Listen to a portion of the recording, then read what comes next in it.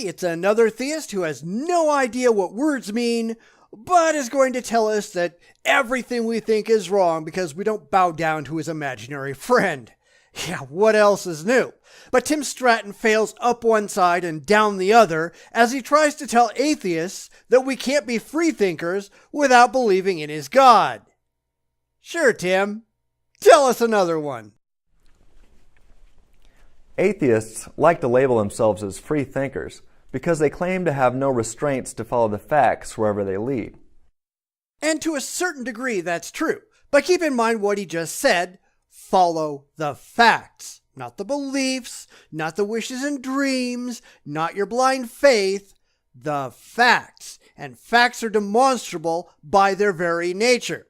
Now let's see how badly Tim screws this up as we continue. However, if these atheists happen to be right, that God does not exist, it's also highly implausible that the immaterial aspect of humanity called the soul exists. There is no evidence whatsoever that any soul exists, so no, it would be foolish to believe that such a thing is real until there's objectively verifiable evidence that shows it to be true. And I suppose that's a bad thing, right? This has led me to the conclusion that it's impossible for an atheistic naturalist to really be a free thinker. Only because you fail to understand what any of those things actually are. And I'm sure we're going to watch you spend the next couple of minutes punching straw men and pretending that you're actually accomplishing anything. Sure, they might join the club and call themselves free thinkers, but if they happen to be right about naturalism, no one can freely think anything. Yeah, only if you completely misunderstand naturalism and free thought. So let's define some terms here. Naturalism is the position that only natural things exist in the world based on the evidence that actually exists. There is no evidence whatsoever for anything other than the natural. So only an idiot believes in something for which there's no evidence. Secondly, free thought. The term means that all positions regarding truth should be formed on the basis of logic, reason, and empiricism rather than authority, dogma, and revelation. Again, you don't believe in things for which there's no evidence. So where's the problem? If God and soul do not exist, it's hard to see how anyone could ever freely think about good evidence and argumentation and choose to deliberate and think rationally to come to the most logical conclusions. Where did that load of crap come from? This guy's riding first class on the 710 out of Rationalville. We already know that man can think, and because there's no evidence for any gods or souls or anything else beyond the natural world, only a fool would think that what we clearly can do somehow relies on something for which we have no evidence at all. And fool, thy name is Tim Stratton. This is demonstrated in an argument I crafted after dwelling upon what it means to freely think. This is called the free-thinking argument. Something else that you're clearly not very skilled at.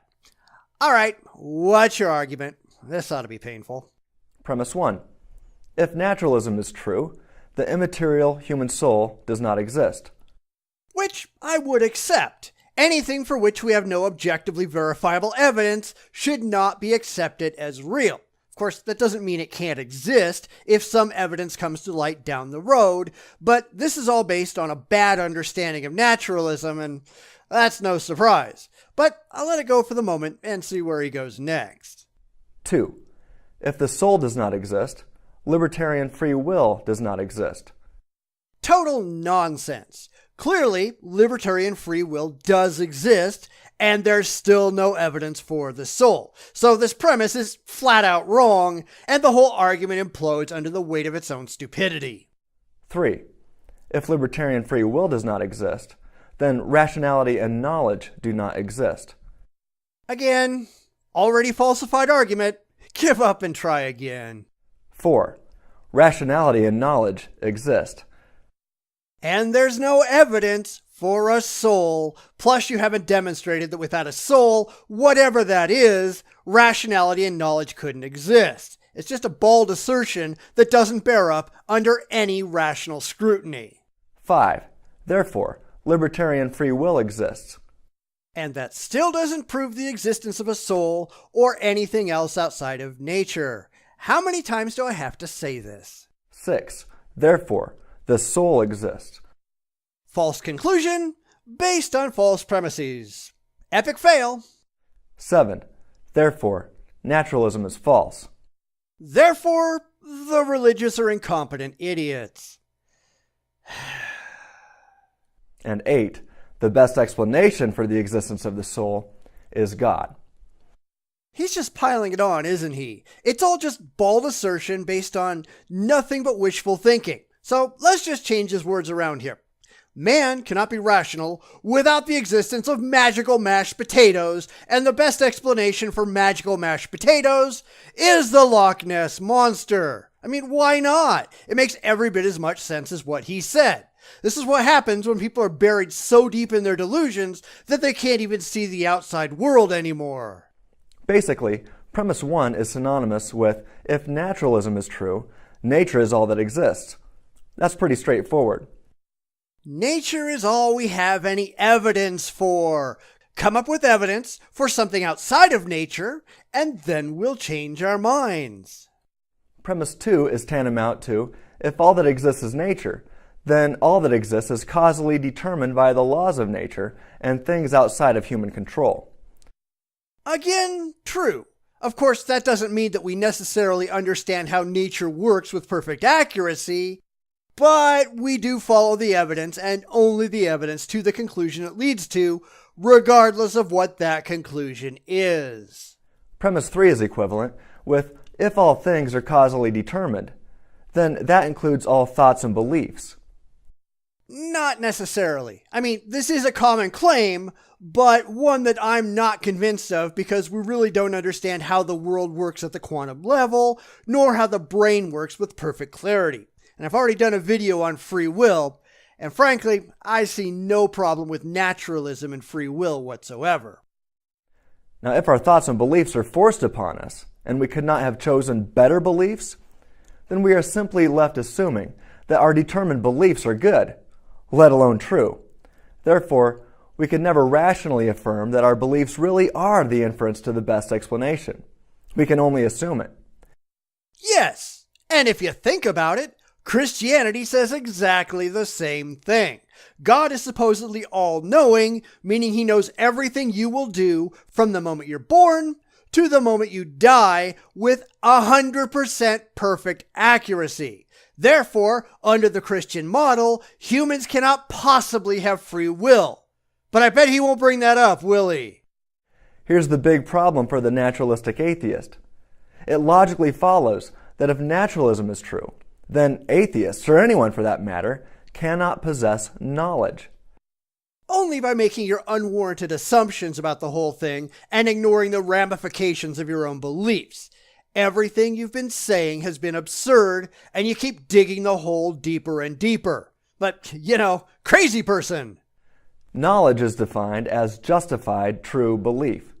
And I actually had to search for a dictionary that gave that particular definition. Most don't, and in this case, it was the last definition given. So I wouldn't accept that definition in the sense that it's being used here. Now, one can happen to have true beliefs. However, if they do not possess warrant or justification for a specific belief, their belief does not qualify as a knowledge claim. Meaning, religious claims are not knowledge. So when people say that they know God exists, they're not expressing knowledge, they're just expressing an opinion, and an unjustified opinion of that. Thanks for clearing that up for us. If one cannot freely infer the best explanation, then one has no justification that their belief really is the best explanation.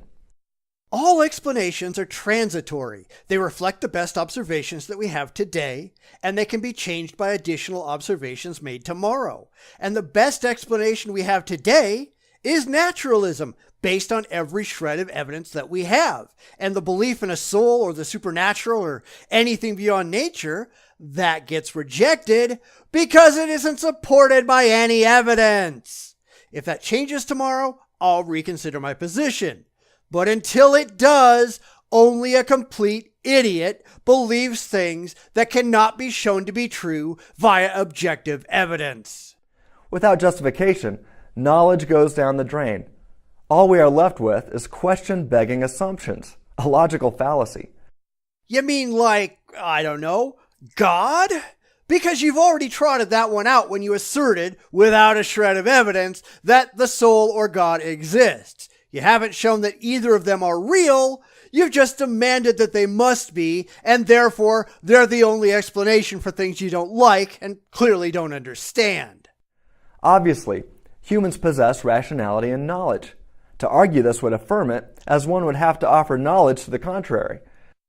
Then, since we both agree that we have knowledge and rationality, we have to ask why. Your bald assertions mean nothing until you produce evidence to support them. When do you think you're going to get around to doing that? Never? That's what I thought. Moreover, if one rejects knowledge, then why should anyone listen to them? If one rejects knowledge, it is literally impossible for anyone to listen to them. If one accepts predestination as a belief in an omniscient God demands, then we're all just mindless puppets doing whatever we've been predestined to do since the beginning of time. You had no choice but to make this video, and I had no choice but to watch it. And your stupid arguments won't change my mind because I've got no free will to even think about it. Is that seriously what you believe? Therefore, libertarian free will and the soul, or some immaterial aspect of humanity, exists, and therefore, naturalism is false. Does not follow. There doesn't have to be anything immaterial involved. Even if everything this guy says is true, that doesn't grant him a license to just make something up to fill a gap in our knowledge. You can't just say because we don't know of a natural explanation that we can just invent a supernatural one out of whole cloth because we just don't like not knowing. That's not how logic works. Returning to the original question, how can an atheist, if correct, truly be a free thinker? If God and therefore the human soul do not exist, people are nothing more than material mechanisms bound by the laws of chemistry and physics. Absolutely none of which precludes us from being conscious or sentient. And because we both agree that we are conscious and sentient, at least as we've defined it, and because there's no evidence for your magical imaginary friend in the sky, we've got no reason to link one with the other as you insist that we have to do. To put it bluntly, human beings would be nothing more than bags of chemicals on bones or meat robots. Which is a fair assessment of all life, and we're not special, no matter how much it might hurt your precious little fee-wings to think that we are. Well, if this is all we are, we do not possess libertarian free will. According to the evidence, we do, and this is why philosophy doesn't prove a damn thing about reality, and let's be honest, it's why the religious spend so much time philosophically masturbating because they've got nothing else to present. All the philosophical arguments in the world cannot prove a new species of dolphin exists. They can't prove that free will does or does not exist. It can't demonstrate mathematical equations to be true or false. And there's far too many theists out there that think that philosophy is just as effective as science in knowing how the world works. These people are idiots. If humanity has no free will, then we are not free to think anything. Therefore, knowledge and rationality, and even morality, are illusory. We would not be free to choose to be reasonable, or to engage in logical argumentation, or even to freely choose to follow the evidence wherever it leads. All of which comes from your faulty premises and lack of understanding of your own theology. It's just making up explanations without evidence because it makes you feel better. It's not just bad philosophy. It's not just bad science. It's bad intellect. And that describes religion. Ultimately, if naturalistic atheism is true, we are not free to choose anything, and that includes what we are going to choose to believe or think. A Christian has absolutely no claim on free will. Let's see if either side stops. A naturalistic atheist has no justification to the label freethinker. I think a better name for the self-proclaimed free thinkers would be the determined determinists. And a better name for theists would be the demented delusionalists. Given naturalism, there is no freedom to think otherwise. Here's the bottom line. The supernatural must exist for the naturalistic atheist to freely think that it doesn't. Let's be honest, this is really just another presuppositionalist argument that falls apart under the most cursory of evaluation. It presupposes that God has to exist in order for anything else to exist. Hence, if we don't believe in God, we can't believe in anything. It's just absurd on its face. And I'm sure Tim here knows exactly what he's doing because, as is no surprise, he's got comments turned off so rational people can't rip him a new asshole. But really, that's what he needs because all that crap he's got has backed up into what passes for his brain. And not only does he not understand science, he doesn't understand philosophy or religion either. He's just wildly scrambling to defend something that appeals to him emotionally and making a complete fool out of himself in the process. And of course, that's not a surprise. It comes off as absurdly sad. Everything changes.